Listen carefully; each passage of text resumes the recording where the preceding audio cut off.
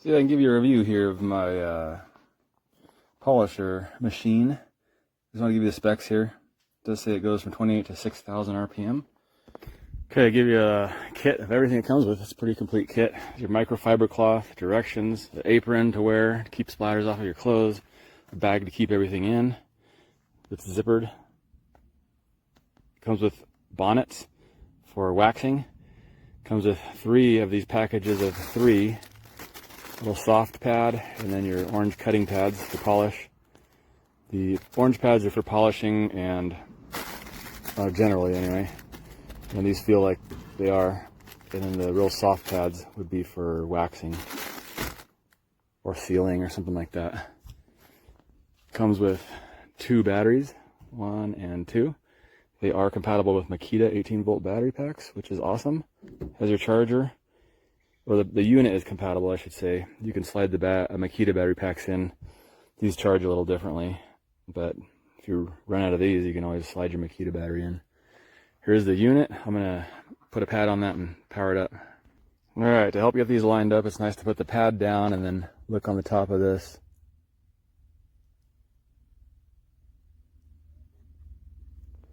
Something like that. There we go. Okay, so professionally and generally, you would put the product, your wax or polish, on the pad. I put it down there because I don't want it slinging all over when I turn this on right now to show you how it works. You slide the battery in just like you would a normal battery pack from the back. Hold the button, power button on, and it just turns on in one. Not sure if you can see that. Kind of hard to see in the video. There's a number 1 here and there's 3 bars lit up. I can see it with my eyes. It's a little blurry. Let's see if there's a cover on there. Hold the power button down to turn it off. Okay, I was trying to see if there was some plastic film on this because sometimes they come like that. So no plastic film that I could tell. Alright, so we're going to hold it on. Turns on. Now it's on. Stays on by itself until you hold the button down to turn it off. So I'm going to power it up on 1 and I'm going to tap the button until I get to 9 is the max.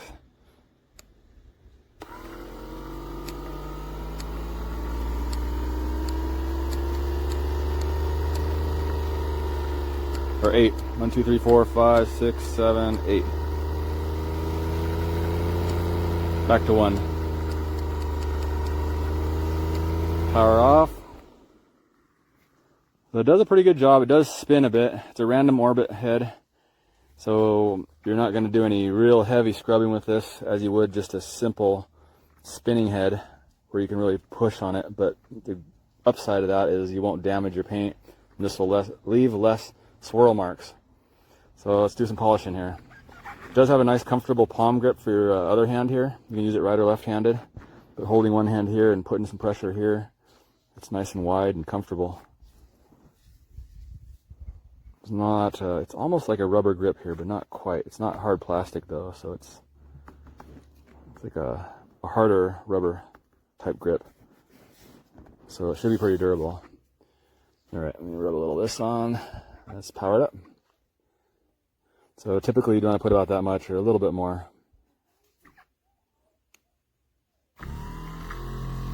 You go to all the way max it out.